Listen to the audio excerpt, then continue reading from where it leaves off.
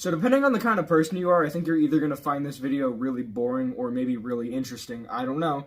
But I thought I'd make a video just going through my entire vinyl record collection. I don't really have a goal for this. This is pretty open-ended. I'm really just want to showcase my record collection because I think it's pretty cool. So honestly, let's just get into this. I have this all alphabetized, so yeah, that's how the thing is going to go. So yeah, let's do this. Starting off, I have a copy of Arlo Guthrie's Alice's Restaurant. This is a really interesting album. I was given this as a Christmas gift from my grandparents. I don't like country music. I've never been a fan of country music, but I did give it a listen, and honestly, I like this. I mostly like it for the A-side, which is a 18-minute long piece called Alice's Restaurant Massacre. It's pretty much just a goofy little comedic little story set to a country song, and it's a live performance, and it's really funny. It's really silly, it's really goofy, and I like it. Next up are a couple albums by the Beatles. First, we got Sgt. Pepper's Lonely Hearts Club Band. This is often touted their greatest work, and I don't know that I necessarily agree, but this is definitely one of their best albums. It is just, oh, it's amazing. It's just a really cool concept album. I love the whole, stage play, sort of, musical-esque vibe of the album. It's really awesome, and all the song transitions are just really well done, and yeah, it's a really solid album. I love this album so much. Up next, I have the White Album. This is actually an original pressing of it. You'll see that it has the embossed Beatles logo, and it is numbered. So this is an original pressing. I really love this album. It has some songs in it that are not quite as good as others, but for the most part, this is just a really good album. It's certainly one of the most entertaining Beatles albums because it just kind of goes all over the place. It's long. It has a lot of just, a bit of tonal whiplash, a lot of really weird shit on it, but it's really good, and yeah. And lastly, I have Abbey Road. This isn't an original pressing, but it is a really early repress. Same thing with my copy of Sgt. Pepper. Honestly, this album is just really amazing. It has some of the best songs. You probably can't see it, but if you hold it up to the right lighting, that you can see that about here, you can see 420 is just kind of imprinted on the album cover. I don't know why or how it's like that, but if you hold it up to the right lighting, you can see it right there, 420. I don't know why that's just imprinted into the album cover, but it is. Up next, I have Self-Titled and Paranoid by Black Sabbath. These are pretty much two of the first ever heavy metal albums, and yeah, they're just honestly amazing. Black Sabbath is just such an amazing band. Future John here. I forgot to mention, rip Ozzy Osbourne, man. That is one of the most devastating parts of last year for me, is him dying. I was unbelievably lucky enough to be able to attend the final Black Sabbath concert, Back to the Beginning. I was so fortunate to be there, and I'm just really sad that Ozzy's gone. It's just amazing. If you're trying to get into metal music, honestly, just start with these two Black Sabbath albums. You'll be hooked immediately. Up next, I have Bob Dylan's Bringing It All Back Home. Honestly, I was personally never a huge fan of Bob Dylan, but I really like this album. It's got some amazing stuff. For some reason, on the back of the album cover, written in marker, is Terry Case. I guess that's the name of the person who owned this before me. Maybe not his best album, but it's just really good and my favorite Bob Dylan album. Up next, I have Legend, the best of Bob Marley and the Wailers. This is a compilation album of the greatest hits of Bob Marley. And this is just a really good compilation album. I wish I had the special colored pressing of it that is split with the red, yellow, green, and it looks like a Rasta hat. It's pretty awesome. The back cover has neat little descriptions of what each song is like and what album they appeared on, and so yeah, it's pretty cool. So this is a pretty good way to get into Bob Marley if you're not sure where to start. This is Smile on Your Face by Boo. I was buying a copy of Gorillaz Demon Days, and the Discog seller just decided to send me this too for whatever reason. And I put it on, and I really like it. It's a J-pop single, Japanese. Something that's really weird is that the A-side plays at 45 RPM, which is usual for a 7-inch, but the B-side, which is a tropical sort of remix of it, plays at 33 RPM. I don't know why it's like this, but it just is. Yeah, I really like this song. I'm not a huge J-pop guy, but I absolutely loved this song. It was very pretty and it's really upbeat and it's just a nice, pleasant song. Okay, up next we have an artist that if you've known me for longer than like 2 minutes, you would know that I am absolutely obsessed with. This is Buck65, a Canadian hip-hop artist. So we got quite a lot of stuff. So first off, we have the Centaur. This is the 12-inch single of the Centaur, which is originally from his second album, Vertex. The A-side is a bunch of different versions of the Centaur. You have the main song, and then radio edit, instrumental, and a remix. And the B-side is a song called 15 Minutes to Live, which it's actually less than 14 and a half minutes, so that title is a fucking lie! The version of the Centaur has a very annoying, different vocal take than what's on the original album where the song comes from. Yeah, I don't know what else to say about it. The artwork is really cool, too. Next, we have Man Overboard. This is the 2025 reissue. I had to get this the moment it was announced because I wanted a vinyl copy of this album so goddamn bad, but the only copies at the time were original copies, and they sell for hundreds of dollars. But he reissued it this year finally and got it right because the original copies do not have the song Ice on it, and Ice is an extremely, extremely important song on this album because it's the turning point of the album. It's about the death of his mother, and it's just an extremely emotional track. The only thing I don't like about this reissue is the artwork. I would have vastly preferred if it was just, a reissue with the original artwork or really any other artwork for this. I feel like this doesn't really look amazing, but I'm just glad to have this album on vinyl, so I don't really care that much. It's just, I've never really liked the reissue art that much. Next up is Square. There's a few different pressings of this album, but this is the 33 1/3 RPM version that has white labels. There's a version that has pink labels, and there's a version with white labels that is 45 RPM, but this is the white label 33 RPM version. Getting a copy of this album was genuinely insane. The thing with Buck65 vinyl is that it is extremely rare and hard to come by. You're really only going to find them on like Discogs and eBay, and often sold for really ridiculous prices. So I had copies of this album in my Discogs cart, and they kept being bought before I could buy them, and it was so frustrating. I eventually bought a copy. It took really long for them to ship, and in the middle of shipment, turns out it got damaged, so I never received it. They did refund me, but And then I bought another copy, and it got stuck in customs because I had to buy it internationally. And then, when it finally got into my thing, they tried to deliver it, but I wasn't home, and apparently I needed a signature because this is an internationally delivered package. And on that day, I was away from home, so I couldn't go and get it. And the next day, USPS were closed. So I had to wait 2 days just to go into USPS to ask them, hey, can you find my package? They went. Apparently, my carrier just decided to put it back on the truck and drive around with it. We got another thing happening, and it was just like, then we went back in USPS hours later, and finally I got it. Oh my god, I never want to do that again. Yeah, this album, honestly, is the best of his early work. It's just a really good album. It's not exactly my favorite album of his, but it's just, it's unbelievably good. Next up, we have his major label debut, Talkin' Hunky Blues, which has his most popular song on it, Wicked and Weird.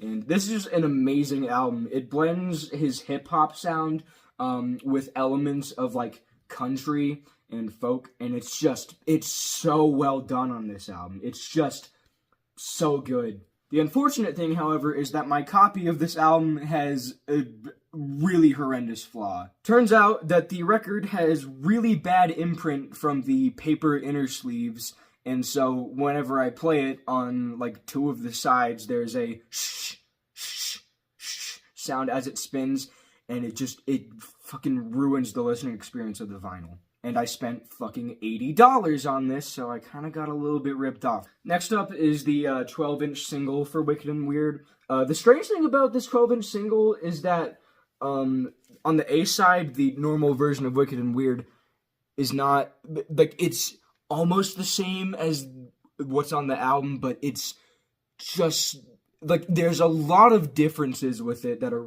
really weird, and I don't know why it's like that. And also on the A side, it has a remix of it, which is pretty cool. It's kind of punk, and it also has the B side called What's Wrong With That, which is just a really fun song. Up next, we have this right here is Buck 65. This is a 2005 compilation album, sort of a greatest hits album, but all of the songs from his older albums have been re-recorded and recreated to have that more talkin' hunky blues sound to them. And honestly, I think these are all of the definitive versions of his old songs. They're just done even better with his more, talkin' hunky blues sound added to him and just the more updated, souped up production on here. This album is how I personally got into his music, and it's just amazing. This is actually a misprint. Pants on Fire is mislabeled as Pants of Fire on both the back cover and the label. But strangely enough, when it lists where all the songs come from, it gets it right. I don't know why it makes that mistake.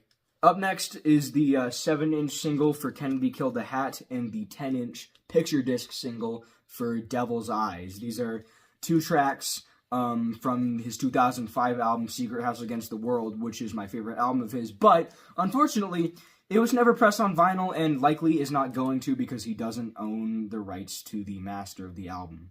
Kennedy Killed the Hat, the B-side is 2 different remixes by Mastercraft. They're really good remixes. And the B-side to Devil's Eyes is a live version of one of the remixes of Kennedy Killed the Hat and a live version of Blood of a Young Wolf, which the live version of Kennedy Killed the Hat on here is hilariously really bad. It's genuinely funny how bad it is.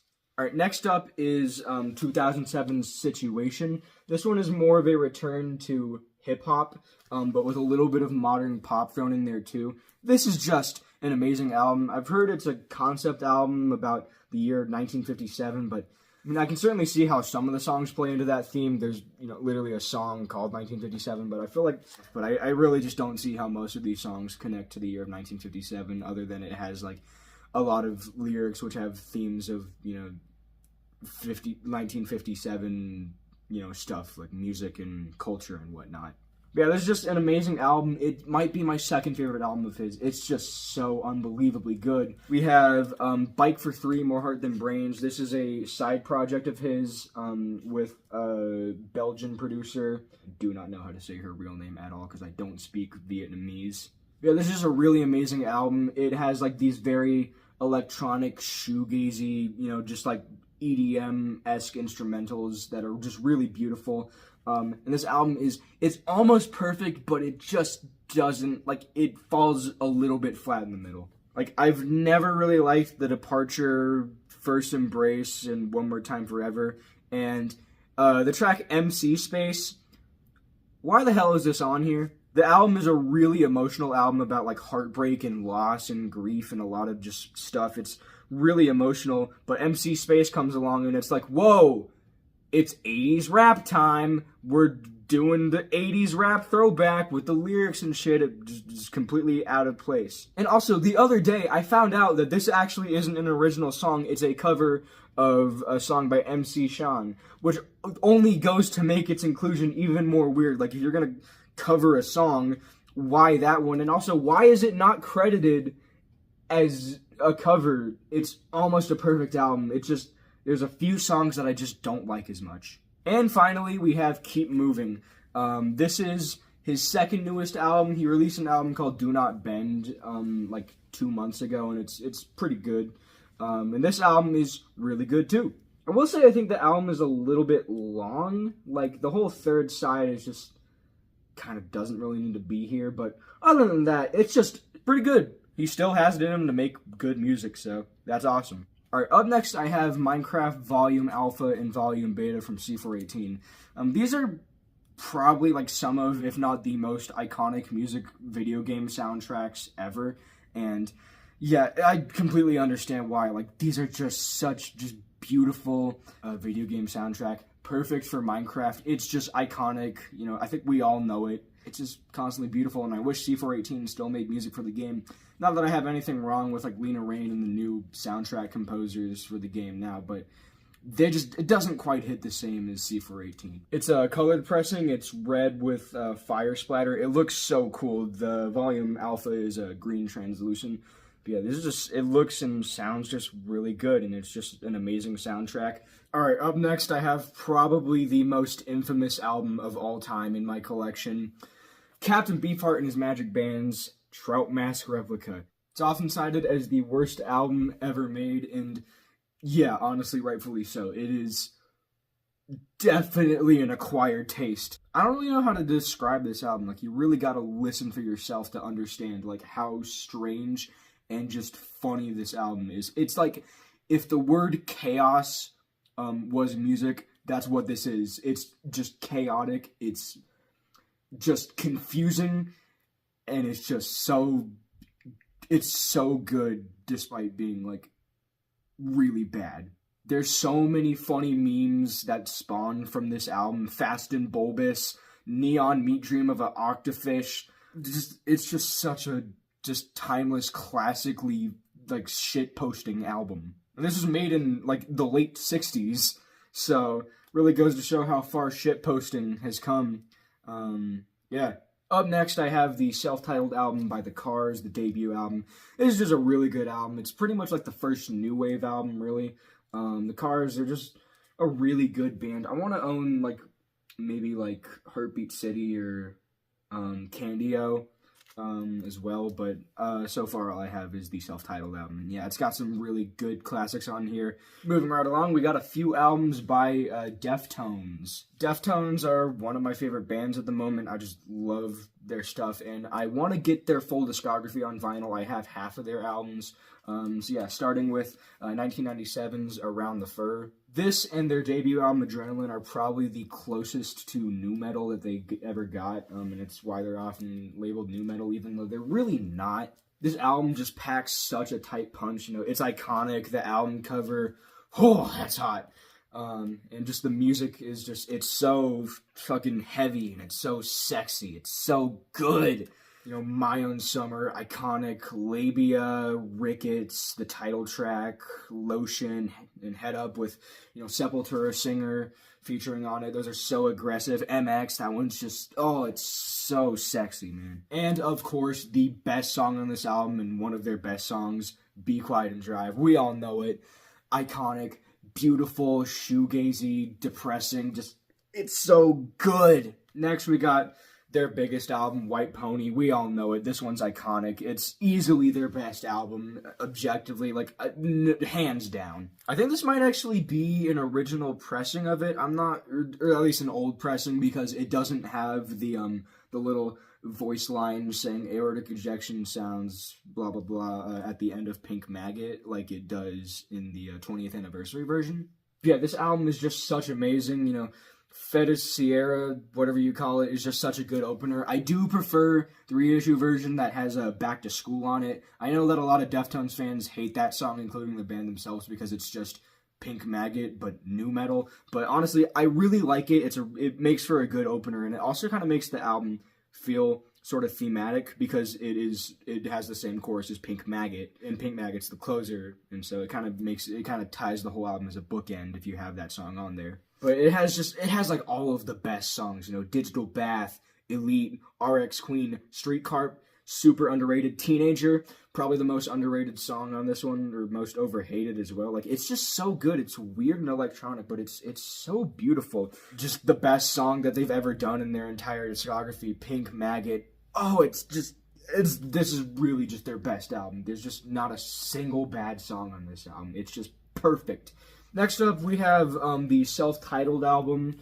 This is probably their most underrated album, but I think it has some of their best songs. The opening, like, the 3-track run of Hexagram, Needles and Pins, and Minerva, best thing ever. Like, it's so unbelievably good. Hexagram is just so heavy. You know, this is a really amazing album. I do feel like the track listing isn't perfect, though. Like, I've never liked Good Morning Beautiful. It kind of feels a little bit out of place. And Lucky You just doesn't, there's no reason for it to be on this album. It's kind of like Teenager if it was bad. Moana as the closer just kind of doesn't really work. I feel like if they switched it around with Anniversary of an Uninteresting Event, it would have made for a much better way to end the album. But other than that, yeah, this is just an amazing album. It's just really good. Up next, we got another pretty underrated album. This is 2006's Saturday Night Wrist. This is also a contender for my second favorite album. It's a really close battle between this and Around the Fur. It really depends on the day. This album is certainly a black sheep in their discography, I think, because it's very different, at least in terms of the sound of it. Like, the songwriting, like, it's much of what you would expect from Deftones, but, like, something just feels a little bit off about the album. It mostly probably has something to do with the production not being produced by Terry Date. And it's also interesting because this is like both their best and worst album in one. Like, it's got some of their best songs: Hole in the Earth, Cherry Waves, Maine, the Konami Code track, Xerxes, Rats, Rats, Rats, Riviere, all some of my favorite songs they've ever done. But they also have stuff like Pink Cell Phone, which is their worst song in their entire discography, mostly because of that, like, outro done by Annie Hardy, which is just fucking abhorrent. It's horrible. But yeah, I really love this album. It has so many just amazing songs. It's a bit of a black sheep, and it's really strange, but I love it for that. And yeah, I just really like this album. It's not as consistent as some of their other albums, but it's got some really good stuff on it. And finally, I have the album after it, Diamond Eyes. This is just a heartbreaking album. It's a loving tribute to Chi Chang, their bassist, who was in a vehicle accident, and a few years after this album came out, he died. So this is a beautiful, loving tribute to him. It has some of their best stuff. The 4-track ending run of Sex Tape Risk, 976 Evil, and This Place's Death is just, it's so good. I'm probably going to need to get another copy because this has either a scratch or like some sort of scuff in there that causes a really loud sound for like most of the first side. So that's... Up next, we have Elvis, 30 number one hits. This is just a really good compilation. If you don't know where to start with listening to Elvis, this is what I would personally recommend. Really solid album. I love Elvis. I probably need to get a little bit more of his stuff on vinyl. Next, we got 2 albums by Fiona Apple, legendary 90s singer-songwriter, one of the greatest female artists just to ever do it. First up, we have The Either Wheel, released in 2012. This is... I also want to get her full discography too. Shouldn't be too difficult because she only has a few albums, but yeah, beautiful songs. This is just a really, really impactful record. It makes you really feel the message she's trying to get across on here, and just, I love Fiona Apple, love this album. Chef's kiss. Great. And I got Fetch the Bolt Cutters. This is honestly her best album. Really, just every song on this album is just so good. It's so angry. It's really off-putting. Some of the stuff on here is really like unnerving and unsettling, and it's just such like a powerful record. She's just really breaking down on this album, and it's just really powerful. This was my introduction to her, and honestly, this is probably the best album that's come out this decade. It is just, man, it's so good. It's just, Alright, next up we got Gorillaz, Demon Days. Yeah, I just really love Gorillaz. I really need to get more of their albums. I only have Demon Days. I want to get the self-titled album and like Plastic Beach. This is the 2018 pressing of it. It sounds unbelievably amazing, and it has all the song transitions on it. Yeah, it's a really great pressing. Next up, I have 3 albums by the band Hum. I'm really close to getting their full discography. I just need their recent album Inlet, and I'll have the full discography. So, yeah. They're a really amazing band. They've often been cited as, like, one of the biggest influences for Deftones by, according to Chino. They're an extremely big influence. Starting off, we have 1993's Electra 2000. This isn't their debut. Their first album, Fellatio, doesn't have a vinyl pressing of it, and it's very interesting how much more heavy this album is compared to what they would do after it. It has way less of the more shoegazy aspects to their sound than their other albums, and it's just a really heavy, almost metal-esque album. Matt Talbot's vocals on most of the songs are like kind of a scream, and it's really interesting because usually his vocals are very monotone and mellow and kind of sort of like you know, he's not like a super outstanding singer or anything, but like usually his voice is mellow and monotone. But here, he's really screaming on a lot of these songs. Next up, we have You Prefer an Astronaut. This is their most well-known album because of the track Stars, which basically made them a one-hit wonder. And yeah, this is I think this is their best album. This pressing is unbelievably good. Same with the other Hum albums. Matt Talbot owns Earth Analog Records, which is the pressing plant that makes Hum vinyl, and so these are really like audiophile pressings made from analog masters. It's, you know, 2 LP and 45 RPM, so it has the best possible sound. Yeah, honestly, this album is genuinely, like, I would consider it perfect. It has like their best songs on it, you know. Little Dipper, amazing opener. Stars, oh, that explosion at 45 seconds into it, it's so good. And every single song on here is just amazing. It's truly where Hum found their sound, and yeah, and this is what influenced Deftones. Finally, we have their 1998 follow-up album, Downward is Heavenward. Like I said, I need to get their newer album, Inlet, and I'll have the entire discography. I'm actually getting 2 copies of this album. This is my first copy. And I had to buy another copy because this is the misprint version, and so this comes with a really funny sticker which says, "Oops, we screwed up. Way to go, Matt." I love how he congratulates himself for fucking it up. But this copy did not come with the oops sticker, so I bought another copy on Discogs, and it does have the oops sticker. So, well, at least I think it does. I don't know. It hasn't shown up yet, so I won't know. But I will, if it has, I will put a picture of it on screen right now. This is their most shoegazy album, and it's got some of their best songs. Like The Scientists, which is the closing track, is my favorite song of theirs. And just the whole album is just really beautiful. Afternoon with the Axolotl is really depressing. Same thing with Apollo.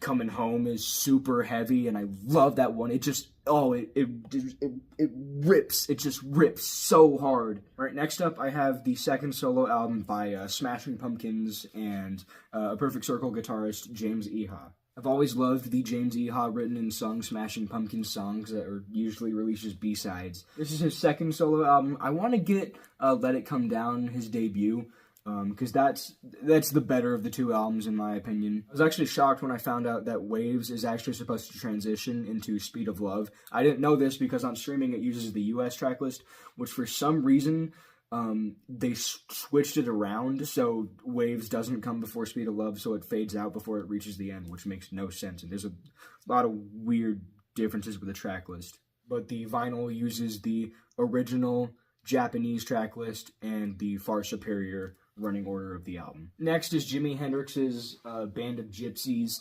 I want to get some more Hendrix stuff. This is really all I have, this is just a really good live album. Actually, it's the poster that comes in it is on the wall right there, so yeah. Next, I have Baby J by John Mulaney. I bought this because I thought it would be really funny to have a comedy special on vinyl. Just the idea of having to be interrupted while listening to a comedy special and flipping the record over is just so funny. Yeah, Baby J is probably my second favorite special of his. New in Town is his best, and I wish there was a vinyl pressing of that because it would be so funny to have that. But Baby J is really funny too. This was after he got sober and went through a little bit of controversy, so it tackles those things quite a bit in here, and it's really funny. Actually, a couple weeks ago, he has a new special that's going to be coming out soon in his tour called Mr. Whatever, and I went to go see it live, and it's really funny. I'm not going to really spoil any of the jokes here, and I'm so happy because, yeah, John Mulaney is my favorite comedian, so getting to see him do stand-up live was really kind of a dream come true because I've always wanted to see him do stand-up, and I finally did, and yeah, it was really funny. I loved it so much. Next up, I got 2 albums by Judas Priest, Unleashed in the East and Screaming for Vengeance. I got this copy of Unleashed in the East for free, actually. Don't ask me, I don't know how. And then I got Screaming for Vengeance. This is also an original pressing. I just really like this album. The production is really good. It's just Judas Priest. They're just like one of the best heavy metal bands ever. Up next, I got the first two albums by Metallica, Kill 'Em All, the debut, and their second album, Ride the Lightning.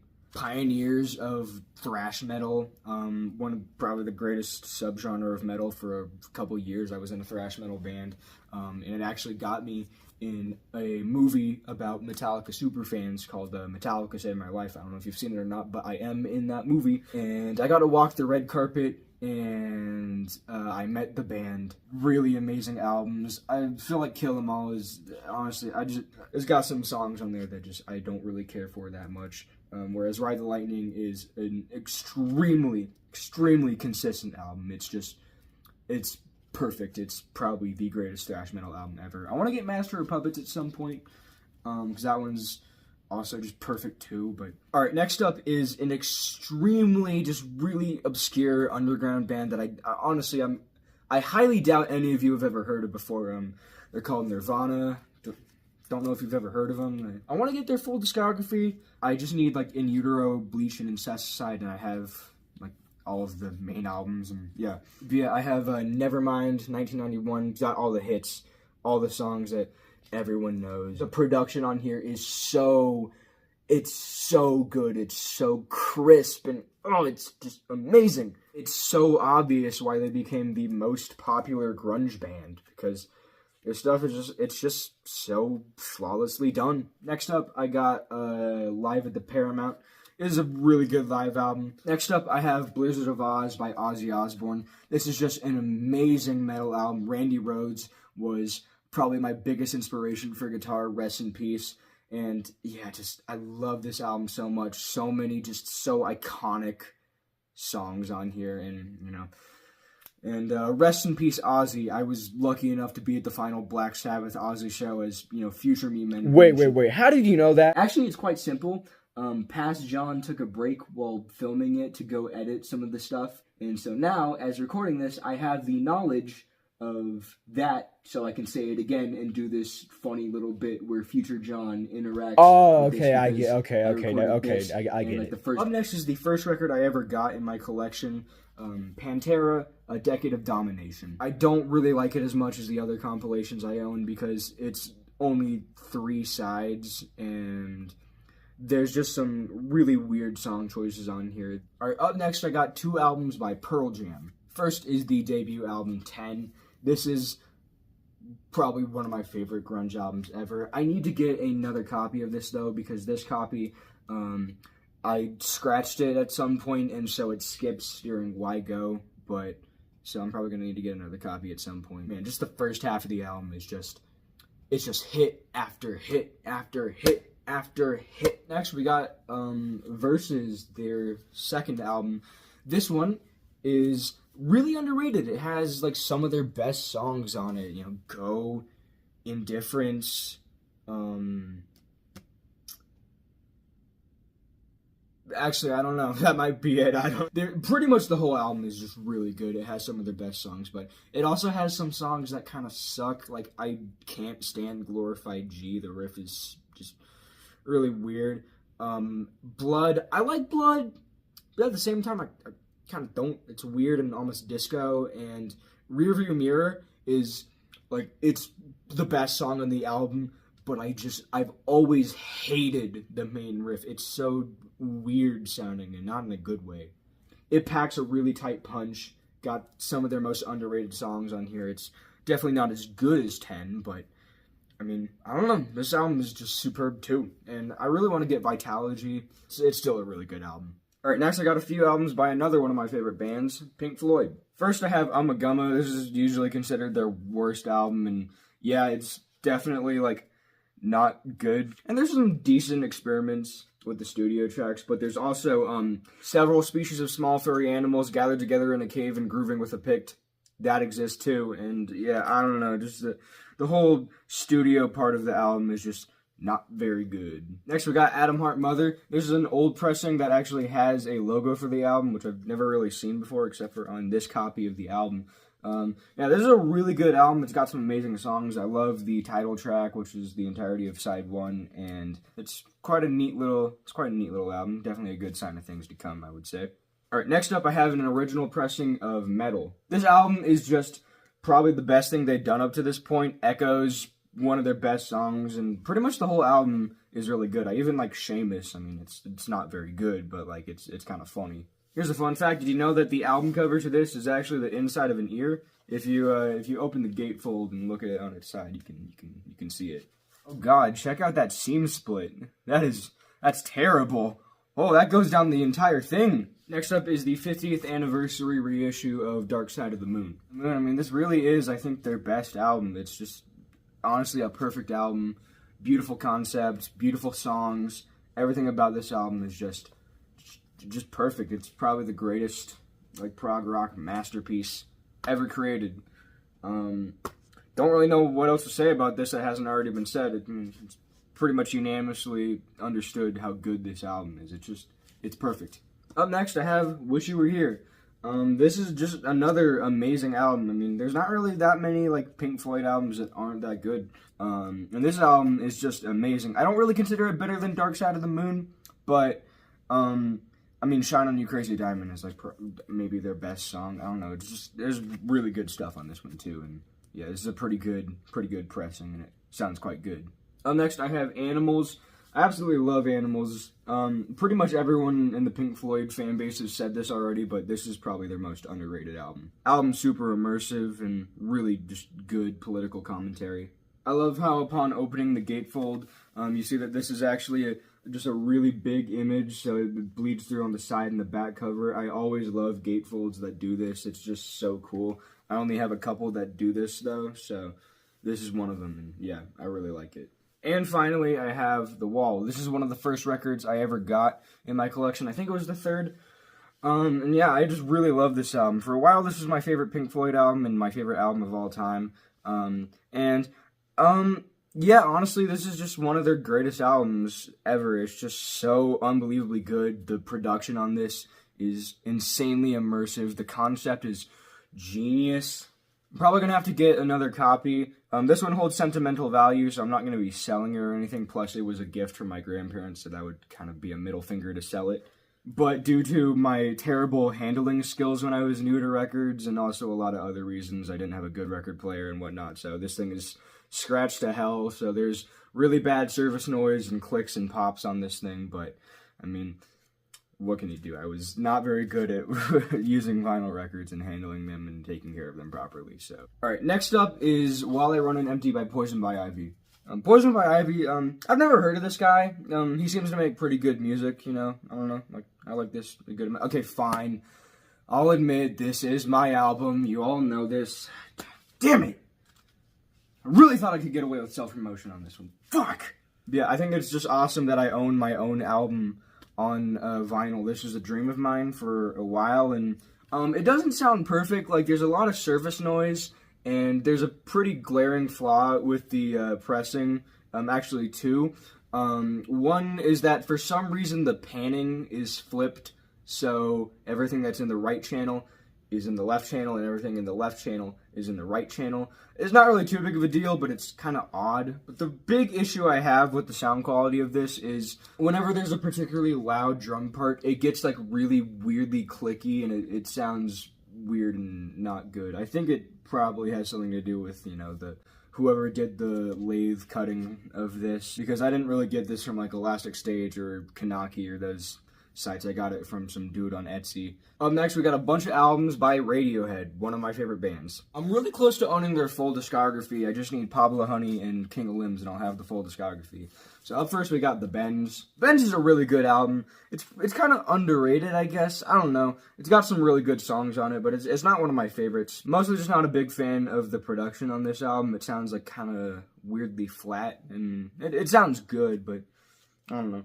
So this is just an amazing alternative rock album. Really good 90s just album. It's just really good. There's some really loud clicks and pops from a scratch because of the really stupid art paper inner sleeves. So it pretty much ruins fake plastic trees to some extent, which is really unfortunate. But yeah, this sounds pretty good. And yeah, there's a good pressing. Up next, I have OK Computer. This album is just so good. This is probably their best album, although there's like 3 albums of theirs that could easily be a contender for their best album, and this is one of them. Every song on here is just amazing. It's a really good concept. It's just such an amazing album. Pretty upset because my turntable right here is currently inoperable because of stuff with the tone arm, and so I was playing this record, and for some reason it just decided to pull the tone arm back on top of the record before it could get to the out groove, and so it just scratched up like the entire side 2, which is the side with Let Down, Exit Music, and Karma Police. Ah! Oh, it's just a perfect album. I fucking love this album. Up next we have my personal favorite album of theirs, Kid A. This album is just something else, man. I don't know how to describe it. It's, you know, the biggest left turn in musical history. Yeah, that title does make sense, you know, for a band to release an absolutely huge rock album and then say, nope, we're gonna go electronic now. I mean, they pretty much stole that move from the Smashing Pumpkins' Adore, but yeah, Kid A is just such a beautiful, depressing electronic. It's got some just amazing songs on here. There's one issue with the vinyl, though. It's that Kid A and the National Anthem are on separate sides, but they didn't even try and, like, remove the transitions to make it work, so you still, like, it just doesn't work. Like, why? They really should have put the National Anthem on side 1 and had the side 2 just be How to Disappear Completely in Tree Fingers. That would have worked so well. It makes sense for the 10-inch pressing of this, but there's a 12-inch. You can fit more music on a 12-inch than you can a 10-inch. It irks me so much that they didn't even try and make the ending of Kid A and the beginning of National Anthem work separately.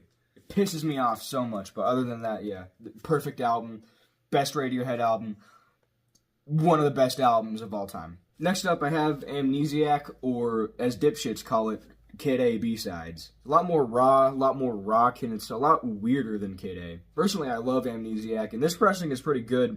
It's 45 RPM, and so, yeah, it sounds really good. My pressing has, like, some sort of scuff at the end of dollars and cents, so there's a loud as it spins, which that's really annoying. But other than that, this is one of my favorite records to spin. It sounds perfect. It is so good. I love Amnesiac, man. Next up, I have Hail to the Thief. This is a 45 RPM one, too, and this is, I believe, an original pressing. And I am going to need to get another copy of this album because the surface noise and scratches on this are, holy shit, they're bad. There's just so many scratches, so there's so many loud clicks and pops, and occasionally it skips, too, so this is not in the greatest condition. Yeah, Hail to the Thief, this is a really underrated album. It's got some of their best songs. A Wolf of the Door is one of their best closers. 2 + 2 = 5 is probably their best opener. Got some really underrated songs. Some songs that aren't very good, but for the most part, this album is just really, really underrated. It's just amazing. Up next, we have another contender for their best album, In Rainbows. This is just one of the most beautiful albums just to ever exist, honestly. It sounds really good. I love this pressing. It's the one you can get on Amazon. Most of my records I bought off of Amazon if I didn't buy them from a record store or like Discogs or eBay. I don't really know what else to say about this album that hasn't already been said. It's just, yeah, this album is perfect.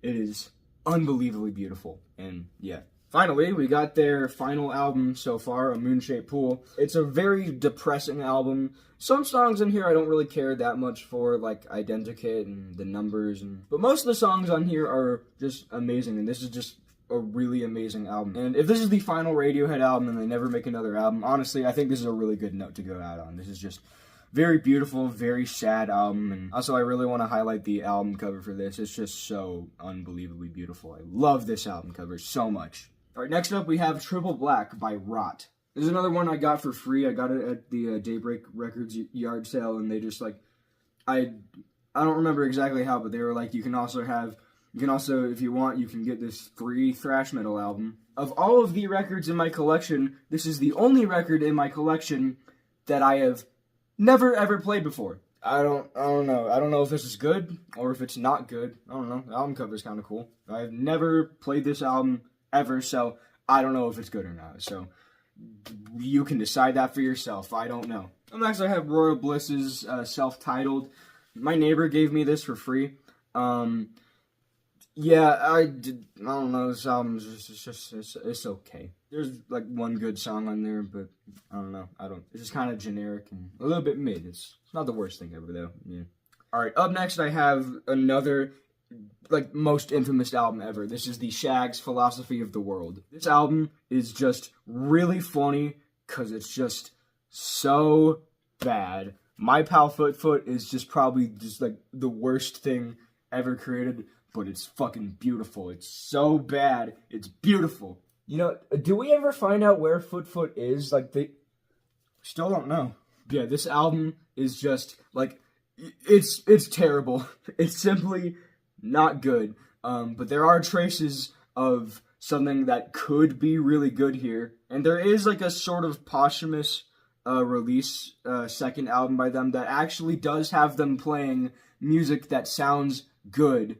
So that's pretty cool. Yeah, this is just truly one of the albums of all time. Alright, up next we got some albums by my favorite band, of course. It's the Smashing Pumpkins, you all know. Right up first we got Gish, the debut album. This is just an amazing album. It's their most shoegazy album. It's much more than any album that came after it. It's got, you know, psychedelic stuff and their typical, you know, sort of weird alt-rock, metal, Black Sabbath-y stuff that I don't know how to describe. It's just so unbelievably good. Just the whole album. There's only, like, really, like, one song I don't really like as much, which is Window Pane, but yeah, it's just a really solid album. Great debut. Love this album. Up next, we got Siamese Dream. This is most often considered their best album. I think it's just a tad bit overrated. I don't think it's their best album, but it is so close. It is a perfect album. When I first got this, I originally wanted a pressing that had the original album cover, because at the time, the only affordable, available vinyl copies of this were the reissue, which all of the reissues changed the album covers to make them look more like weird and trippy and psychedelic, and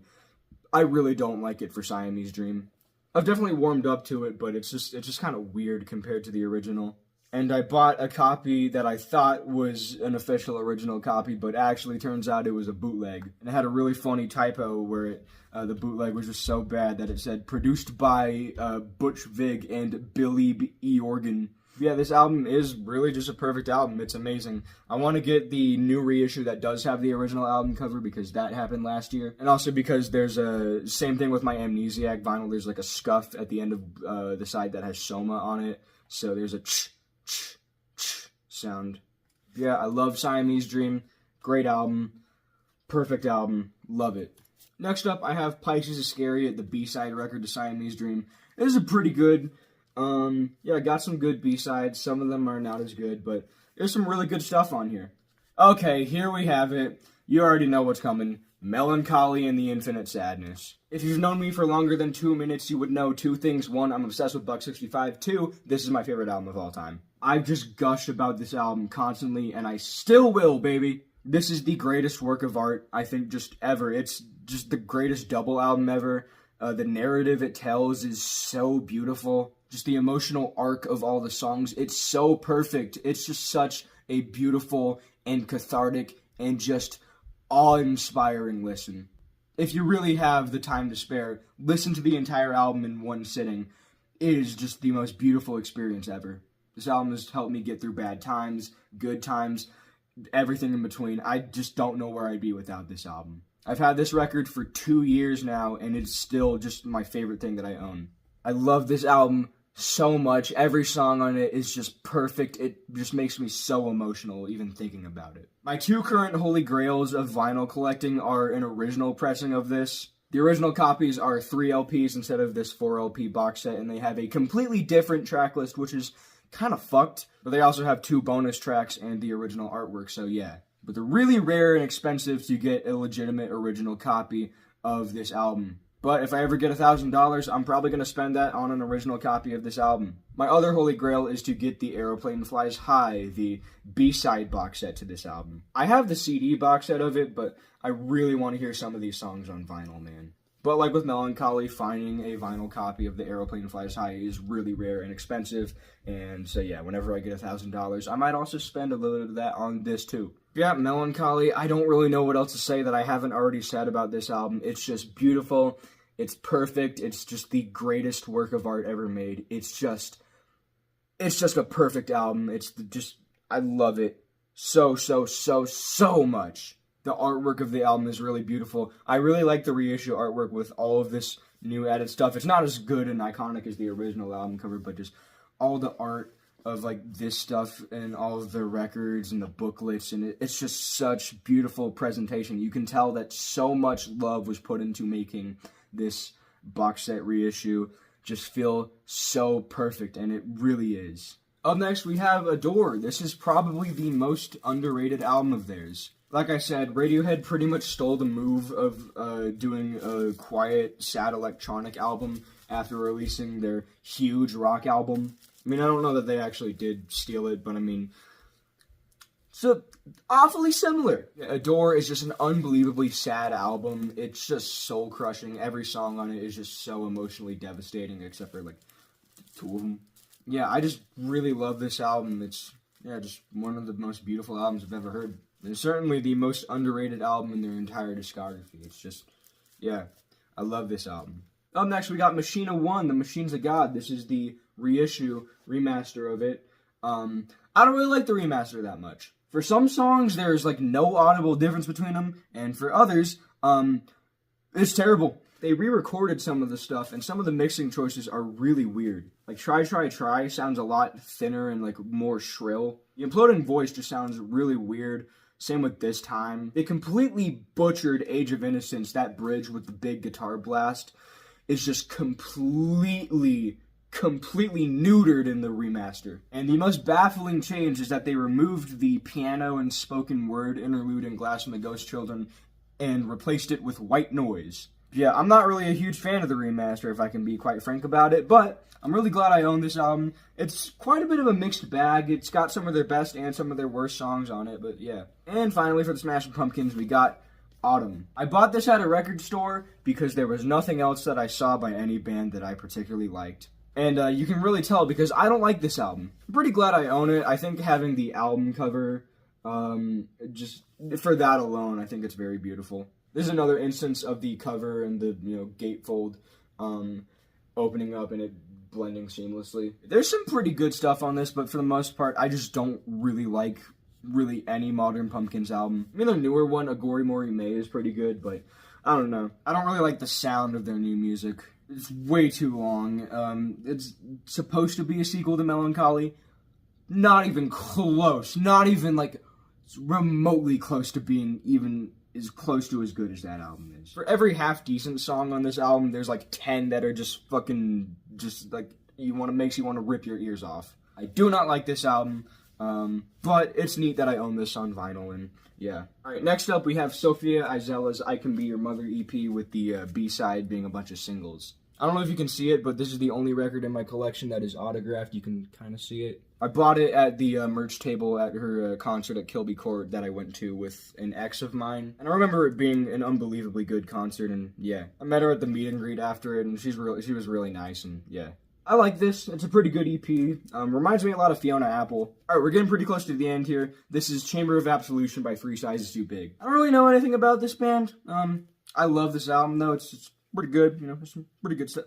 Fine! Oh my god, why won't you guys let me get away with self-promoting? Yeah, this is my band's album, our debut album that came out, like, half a year ago. It was a pretty good sounding pressing. I feel like, listening to it on a really good sound system it kind of amplifies the, like, the bad parts of just the mixing of the album. But that could also be due to the fact that I didn't really mix this album for vinyl at all. Yeah, I really like the fact that I own this. It has the hidden tracks from the CD version of it, which is so unbelievably funny that they're on vinyl, because if you know what the secret tracks are on the CD, yeah, having them on a vinyl record is so fucking funny. It sounds good. It doesn't have any of the sound issues that my While I Wrote on Empty Vinyl. Alright, next up we have Tool's Undertow. I want to get Enema on vinyl too. I think that's my favorite Tool album.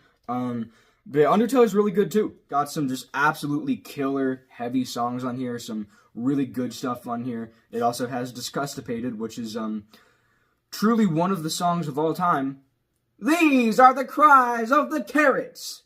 The cries of the carrots. Yeah, Undertow, really good album. Sounds pretty good on vinyl. Yeah. And last, but certainly not least, we have the Velvet Underground and Nico self-titled. This is like one of the most influential rock albums ever. It influenced so many genres like punk, grunge, I can't think of any other genres, but it's influenced like pretty much everyone. This album is just so good, from the poppier tracks sung by Nico to the absolute brutal, guttural, misery-inducing just songs. Heroin is like one of the greatest songs of all time. And I just love this album, and yeah, it's just amazing. It's so raw and uncompromising, and just it's absolute agony, but it's just in the best possible way. The banana peel sticker on the album, it actually it fell off at one point. I don't know how, and so I had to. There's actually double-sided tape under it to put it back on, and you actually can't really tell from afar, but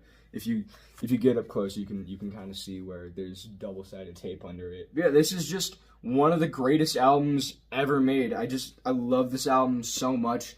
It's so influential. It has some of the greatest songs of all time. And yeah, I don't know what to say about this album. I'm kind of at a loss for words, especially because I've been making this video for I've been filming for hours now. Oh, that's the end of the video. If you made it this far, really appreciate it. If you found this video too boring and didn't finish the whole thing, I'm not surprised. Yeah, I just wanted to showcase where my record collection is at currently. There's plenty of stuff that I'm going to be getting in the future. Yeah, so maybe I'll make a part 2 when I get more records. Don't know. Yeah, I thought this would be an interesting little video to showcase my vinyl record collection as of right now. So yeah, thanks for watching this video. I don't know how to end the video. Bye.